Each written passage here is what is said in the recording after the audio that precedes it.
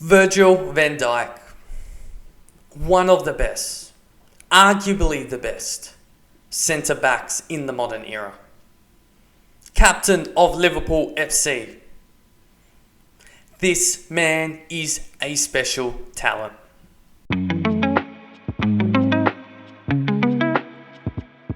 G'day and welcome to the Liverpool Verdict. It's your host Jono, and in today's video I'm going to deep dive into the Virgil Van Dijk's contract situation, because Virgil Van Dijk's contract is finishing at the end of this season and it is absolutely crucial that the club sorts this out as soon as possible.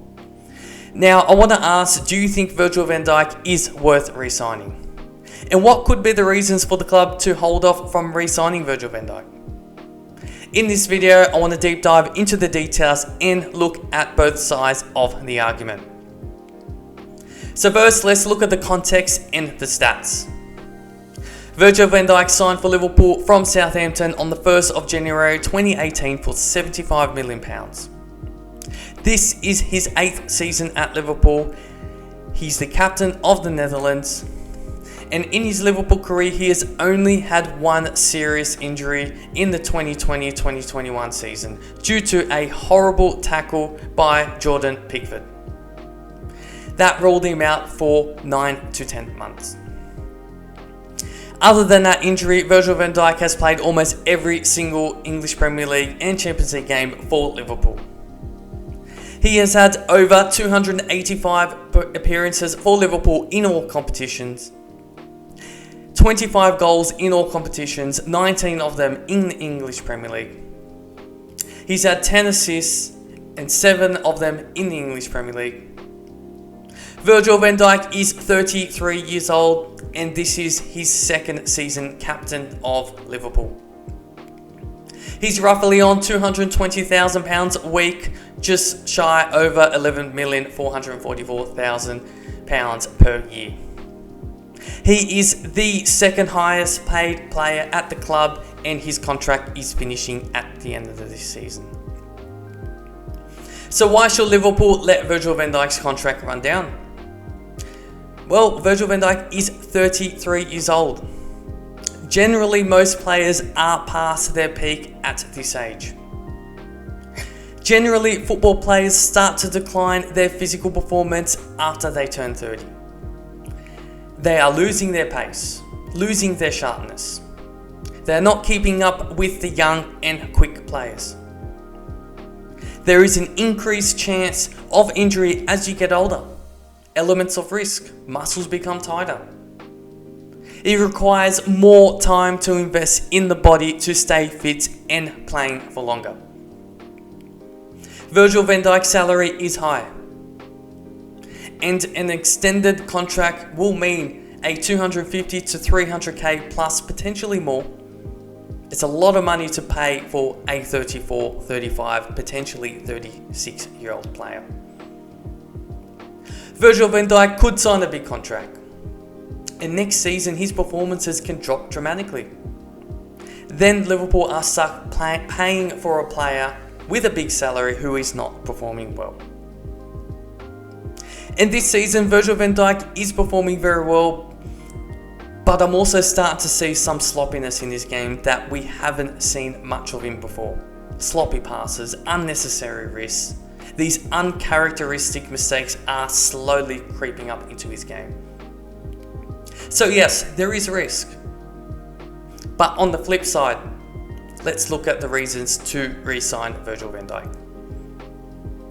First, he's having a great season. Liverpool has the most clean sheets in the English Premier League and Virgil van Dijk has played a big part in that. Now let's look at his qualities. He's incredibly strong, no one can push him off the ball. He's fast, he is quick. He wins comfortably his defensive headers.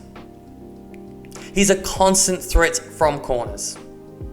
And he scored a lot of goals from the centre-back position. And he scored goals in the biggest games, English Premier League, Cup finals. He can pass a long ball like a midfielder. His passing ability is up there with some of the top midfielders in the Premier League. He's a smart defender. He positions himself incredibly well. And this is something that he has improved as time went on in his Liverpool career. In one-on-ones, he doesn't commit. He waits for the attacker to make the decision, and he's quick and agile enough to make that decision to win that ball. Virgil Van Dijk rarely gets injured. He's reliable. And in most seasons, he's playing the full 90 minutes. The only major injury was due to a brain fart by Jordan Pickford. And that's something that was out of Virgil Van Dijk's control. He copped an ACL injury, needs surgery. A type of injury that could change anyone's career for the worse.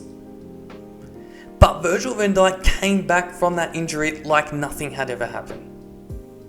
You can tell that even though he had one of the worst possible injuries that a footballer could have, but generally most football fans can agree that Virgil van Dijk has been a top 3 best centre-back in the world over the last 6 years. Over the past 6 years, when looking at all centre-backs in the business, arguably he takes the #1 spot best in the world. Whether people agree or disagree, he's in that conversation. Virgil van Dijk changed the way everyone viewed the responsibilities of the centre-back. Traditionally, centre-back is the big man, the hard man, the player that wins the headers and the one-on-one duels. His passing game makes him not only the role of a centre-back, but he takes on that responsibility as a midfielder. Passes the ball directly to the wide attackers, to Mo Salah, Jota, Gakpo.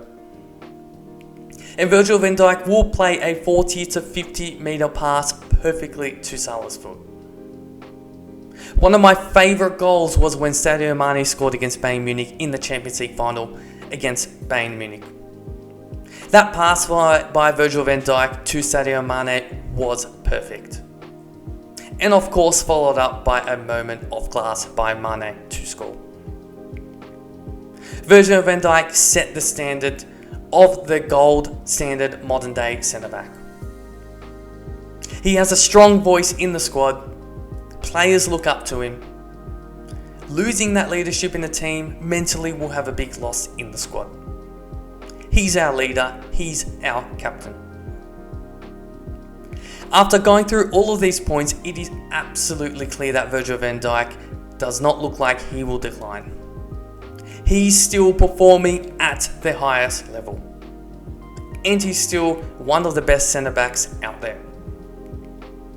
It will take years to find a replacement for Virgil van Dijk.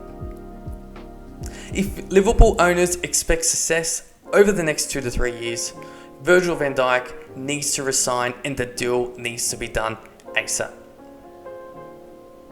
So that's my verdict. What are your thoughts on Virgil van Dijk? Should he resign or should we let his contract run down? Get your comments in the below. I'm keen to hear your thoughts. And if you do like this video, please do like and subscribe to help this channel grow. Thank you very much and we'll catch up again soon.